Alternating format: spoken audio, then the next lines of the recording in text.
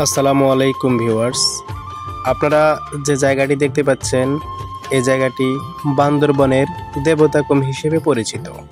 বর্তমান পর্যটকদের এটা খুবই জনপ্রিয় একটি জায়গা। এটি বান্দরবনের রুমা উপজেলায় অবস্থিত। মূলত এটি দেখতে কুম বা জলকুণ্ডের মতো। এখানে পানি সবুজ এবং নীল রঙের, চারপাশে পাহাড় ও পাথরের প্রাকৃতিক সৌন্দর্যে ঘেরা। এই জায়গাটিকে অনেকেই বাংলাদেশের মিনি আমাজন বলেও উল্লেখ করেন, কারণ এর প্রাকৃতিক পরিবেশ অনেকটা রহস্যময় এবং গভীর জঙ্গলের মতো। পানি সবুজ ঘেরা এই দেবতাকুম। আসুন আমরা সবাই ঘুরে আসি এই দেবতাকুমে। আবার দেখা হবে। ধন্যবাদ। আসসালামু আলাইকুম।